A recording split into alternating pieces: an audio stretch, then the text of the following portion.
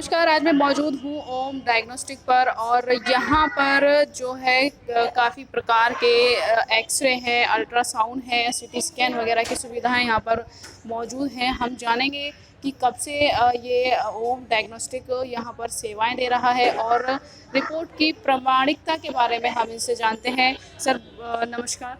नमस्कार ma'am. Sir यहाँ पर ओम डायग्नोस्टिक पर जो है किस-किस तरह की रिपोर्टें जो हैं वो मैम हम यहाँ पे 3 टाइप्स की रिपोर्ट करते हैं। एक्सरे करते हैं, सीटी स्कैन है, हमारे पास अल्ट्रासाउंड है और अभी रिसेंटली पिछले मंथ हमने पैथोलॉजी भी अपनी स्टार्ट की है।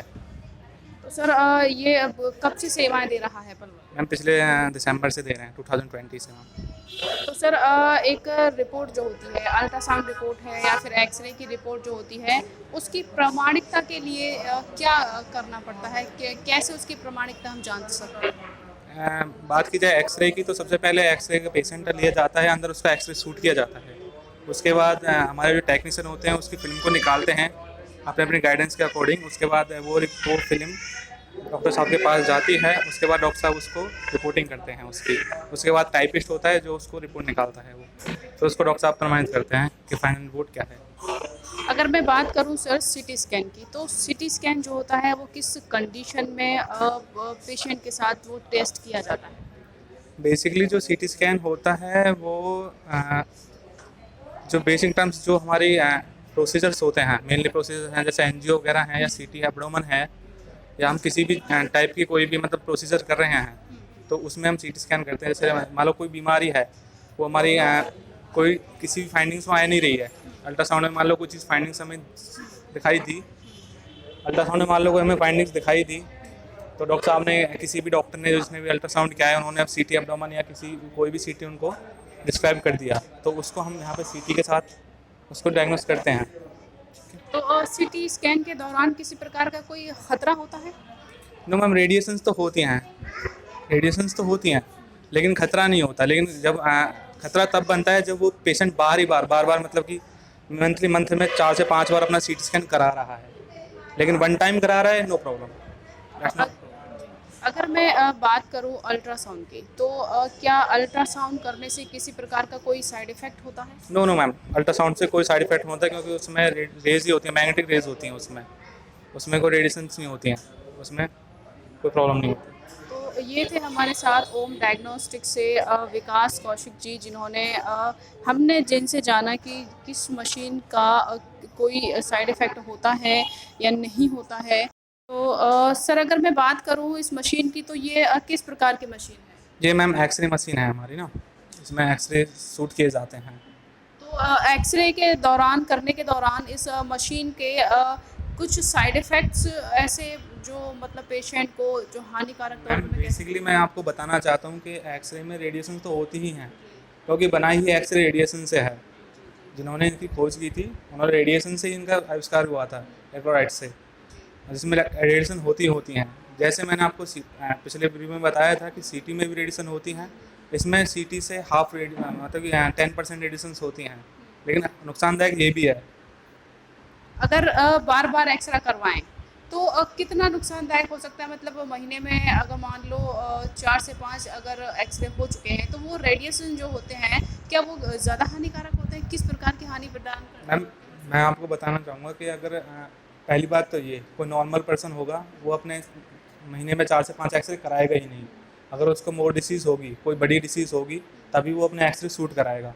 मान लो उसके चेस्ट में इन्फेक्शन है किसी भी चीज़ का, तभी तो वह अपना एक्सरे कराएगा 4 से 5 बार। नहीं तो नॉर्मल इंसान तो कराएगा ही नहीं।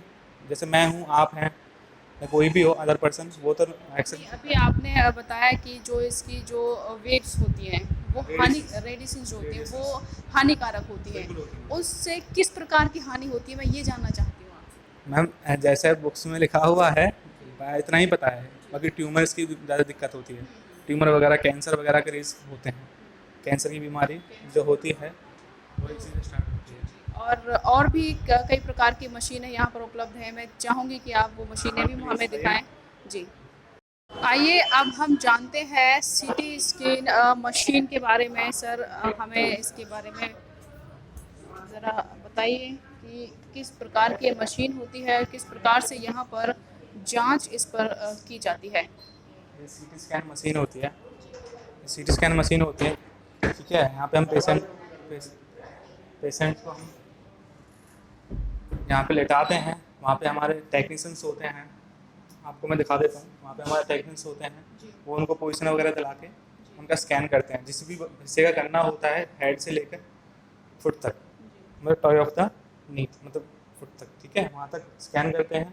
फिर उसके बाद उसके डायग्नोस बन के आते हैं कि उसमें है क्या क्या, आ क्या रहा है, फिर उसके बाद उसकी रिपोर्टिंग डॉक्टर साहब करते हैं उसको देख के। जी, अगर मैं बात करूं सर सिटी स्कैन मशीन की, तो कहा जाता है कि सिटी स्कैन मशीन में जो होता है कि मतलब कोई भी किसी भी प्रकार का, जैसे लॉकेट हो गया या चैन हो गई, ये सारी चीज़ें प्रयोग में नहीं लाई जा सकती। हाँ बिल्कुल सही बात है, बिल्कुल।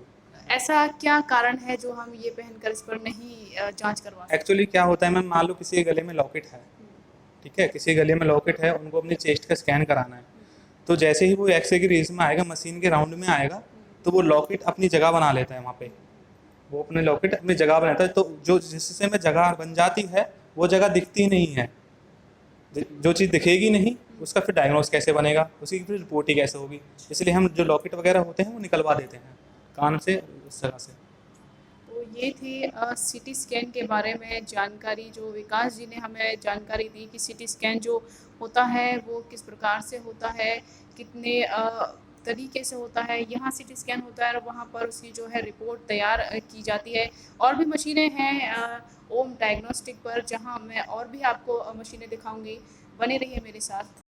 तो ये है ओम डायग्नोस्टिक की पैथ लैब, जहाँ पर कितने प्रकार की जांचें होती हैं वो हम सर से जानते हैं। सर बताएंगे यहाँ पर इस लैब में कितने प्रकार की जांचें जो होती हैं? मैम यहाँ पे सभी प्रकार की जांचें होती हैं, जैसे कि अपना ये सेल काउंटर मशीन है, इसमें सभी प्रकार के अपने CBC LFT बॉडी के जितने भी अपने HB खून वगैरह से रिलेटेड जो भी टेस्ट हैं वो होते हैं। ये अपनी बायोकेमिस्ट्री वाली मशीन है, जिसमें हम अपने किडनी फंक्शंस, लीवर फंक्शंस, तो उनको भी जांच कर लेते हैं।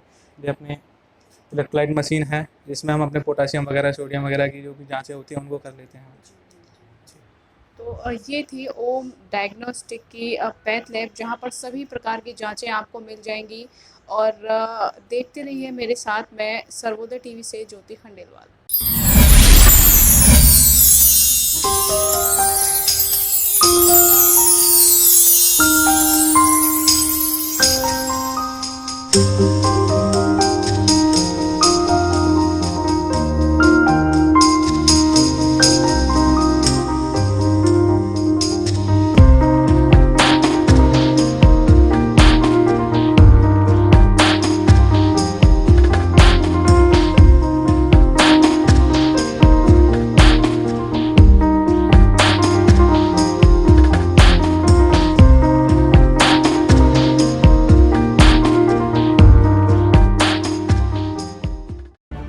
हमसे जुड़े रहने के लिए हमारे YouTube चैनल को सब्सक्राइब करें और नई वीडियो की नोटिफिकेशन के लिए बेल आइकॉन को दबाएं।